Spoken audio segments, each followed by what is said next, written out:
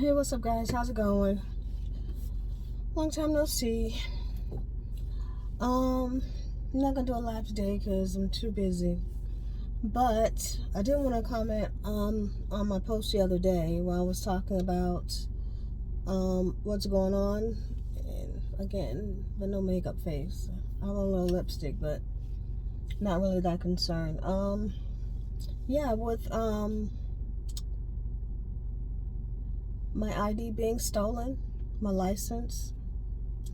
And also, they cut the internet off mysteriously, saying we needed to get a new modem or whatever. And we've had that thing for years. All in the same week. It just seemed kind of weird, like something might be going on. I don't know. Because you don't know. When people are thieves and just criminals in general, you have to think like a person who would be that type of person. And I'm not that type of person. So I don't know. You know, it's just like one of those things where you have to think like a criminal to be a criminal. And there's a lot of people that lie, a lot of people that are simple, a lot of people that are jealous, a lot of people that are just plain crazy. And you want to sit down here and try to think from their point of view, and from that lens, I don't have that patience. For me, it's like, okay, we're going to call it coincidence, I suppose, but it still pisses me off.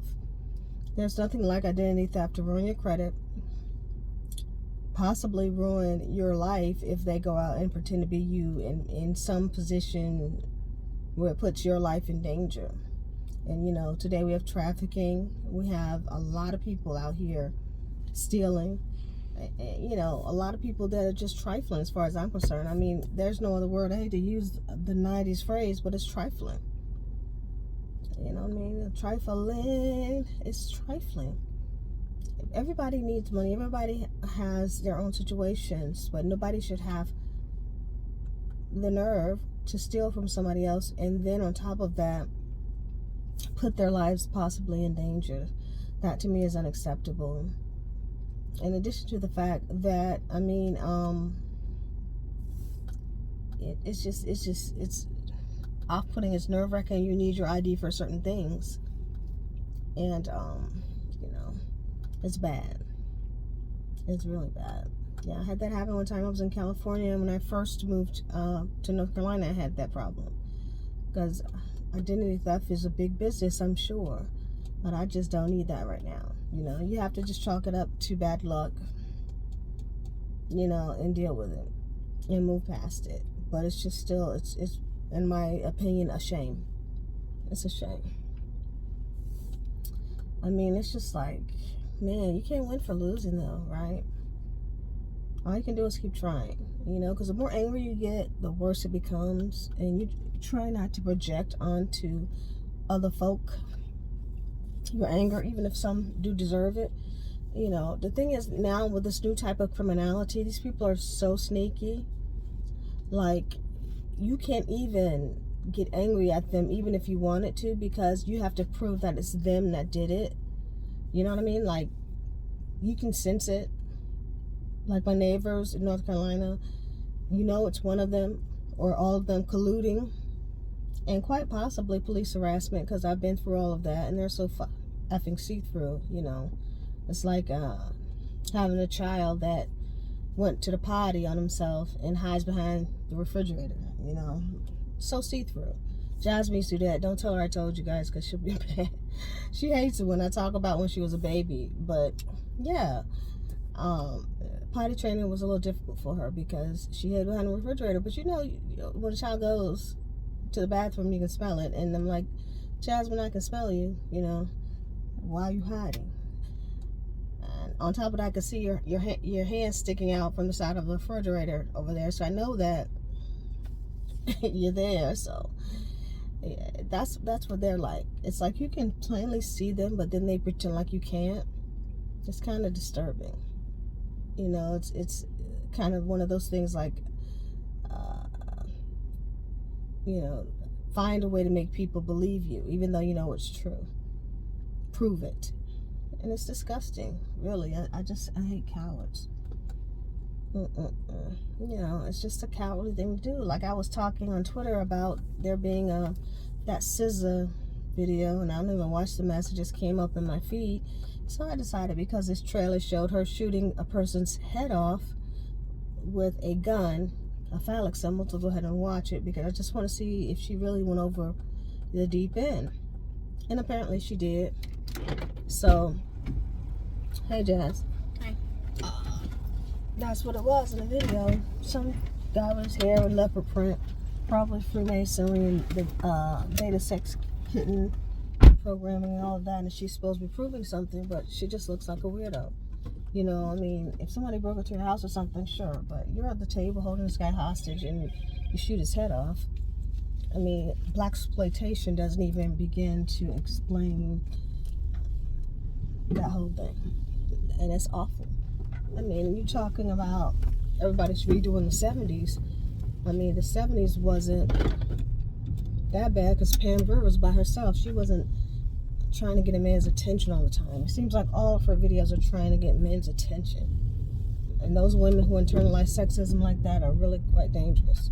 You know, whether it be her persona, or whether she really feel like she's proving something by being hard. That's not being hard. And it's definitely not feminism.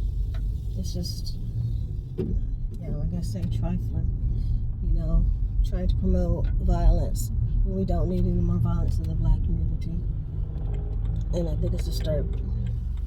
You know, one thing about some people, like I say, they see through. Like I say, whenever I talk about when I was pregnant with Jasmine or whatever, or when she was little, she gets mad. She's in the car now, so I definitely can't talk about it. But that's what type of situation it is, just see through. Like when a baby, acts as if you can't see him or her when they have to go to the potty. And of course, you can see him. I don't think shit's door was as bad because I adopted him when he was very young too, so I raised him when he was a baby, but I don't think he was as bad. All kids go through with potty training, but it's just one of those things when people are see-through. It's like this person, when I was pregnant with my daughter, I was working years ago. I was 19, 20 years old at Walmart. I was a manager there. Even when I was a kid, I was a manager. Working too damn hard at a job that didn't pay any damn thing. You realize we didn't have, showing my age, the internet like we have now. There was no Facebook or Google or, for you young kids, that just developed after 95. So we're talking, there really was no social media at that time. So we had to go get a day job. So, out of high school, because I ended up going back to college later. But out of high school, I went ahead and got a job. Then, of course, I got pregnant after I had my job. My child's father actually worked at the same place, unfortunately, as I did, which is how we met. And anyway, I used to use the internet, all the time. I used to do websites in the early days. HTML was before they had the new programming coming in. And I used to have fun with it. That was when Google AdSense just came out. And many people still didn't have computers. I used to go to the library a lot. I think it's funny because they have the Tupac thing, the way he spells it, 2PAC. And I used to go to the library and be on their computers, and they call them PACs. I would often have to go to more than one. So I always think about that when I hear about Tupac. He came around or out right around that time. Just a lot of things, but I'm sure at that crazy job, I used to tell my daughter, they'll try to scare you and keep you from quitting a job, and they'll use you, and don't let people, especially when it's a low-paying job, use you, because they will. And they used to tell me all the time if I left that job, which of course I did a couple office jobs, later on. They were like, somebody possibly died that tried to leave, as if it were like a threat or something. It's like some type of cult. I wouldn't say the mob or the mafia, they're not that bright, but that's what it's like.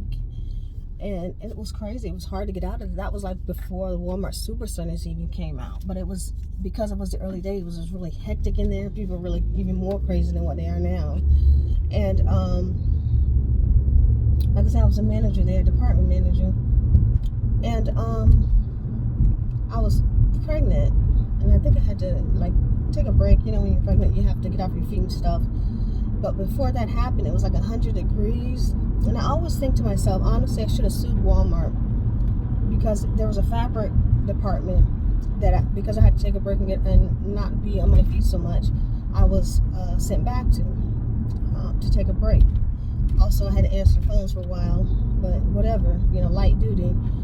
And it was like formaldehyde in that fabric. I could smell it, and when you're pregnant, it makes you nauseous. Like I was thinking, what is that smell? I didn't find out till later it was formaldehyde, and it was like 100 degrees outside, I swear. And I'm like hot. 4 or 5 months pregnant, maybe 6, and I'm standing on my feet, and this fabric is making me freaking nauseous. And so I faint, because I'm like, shoo. And that was the first time in my life I'd ever fainted. And all I remember is kind of blacking out and being like, and I kind of, not even on the floor, because that would have hurt the baby, but I was just kind of like, you know, I kneeled down a bit and then just kind of sat on the floor.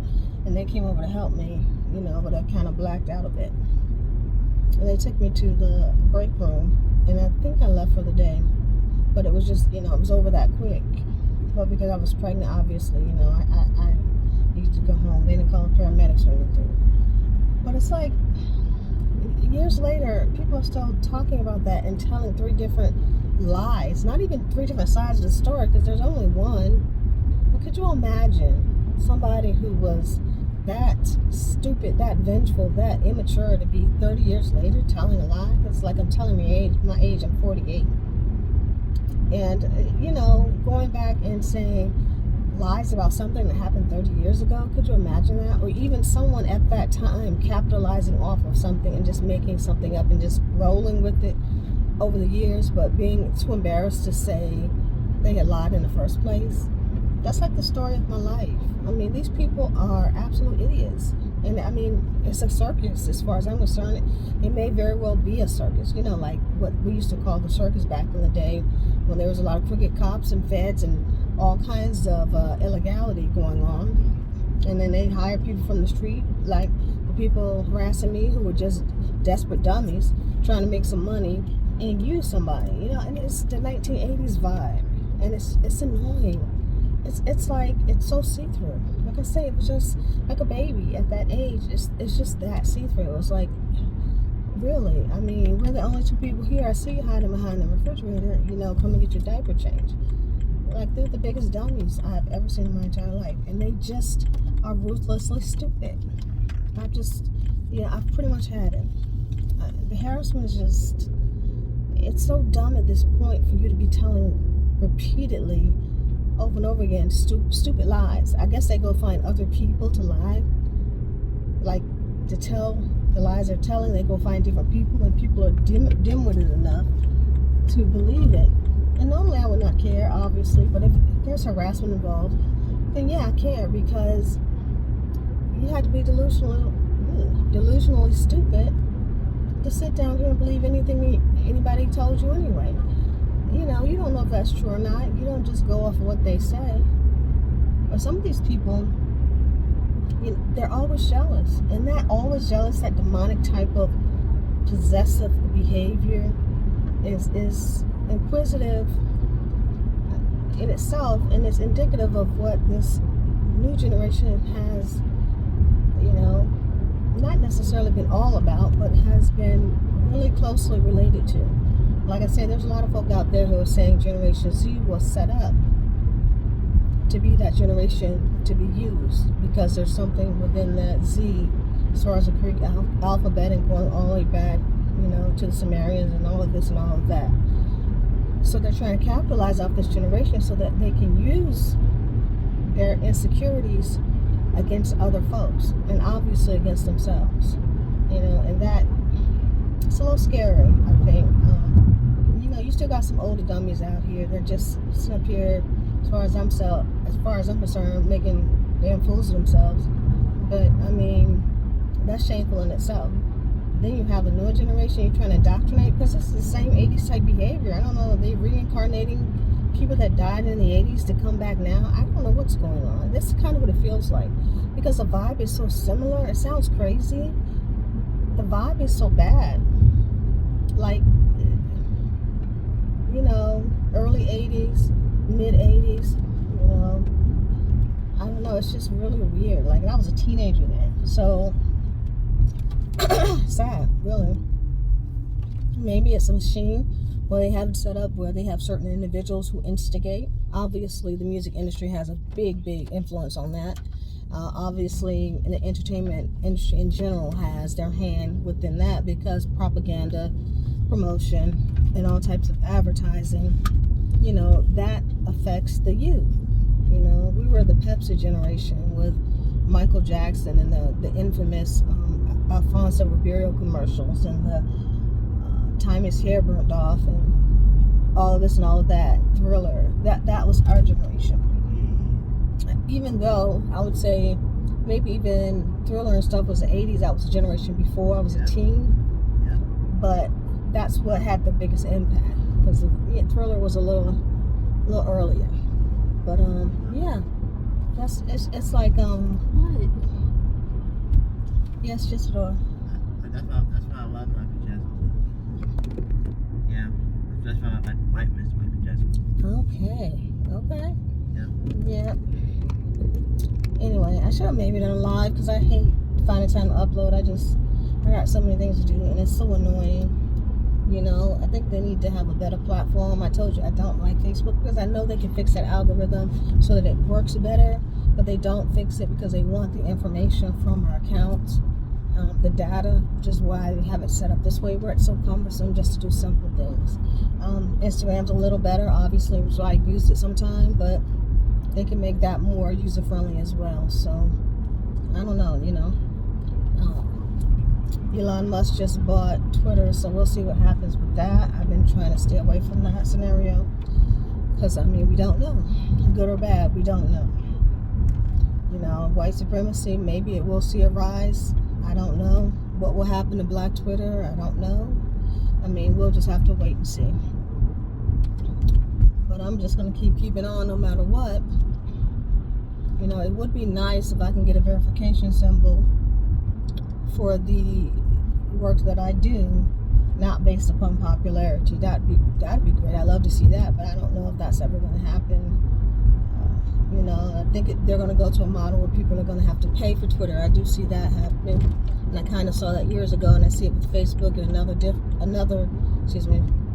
different platform as well. I mean, eventually it probably is going to be monetized. I hate to, you know, be the dark one in the room, but money is what these people have been after. If they really cared, if you communicated with one another that badly, you know, they'd have a free and universal platform that was owned by the educational system or something. They don't care. I mean, it's great, but, you know, this monetization has created a new wealth stream for 2 or 3 generations, because, you know, they didn't have the jobs here. They really don't. I mean, they didn't have them before this generation, so they created jobs. All of these influencers, all of these marketers, all of these social media personalities and things of that nature, they literally created them, because they didn't have these jobs when I was younger. Not at all. So when you see other people who may be looking like they're lagging behind from the 80s or 90s when they were kids or whatever, and you see what you have now, I'm speaking to the younger folks, Generation Z's and all of those, understand that things were given to you that were not given to us. And so we have to do double time in order to make that happen, and regardless of how much education we have, because education has proven not to pan out for African American women.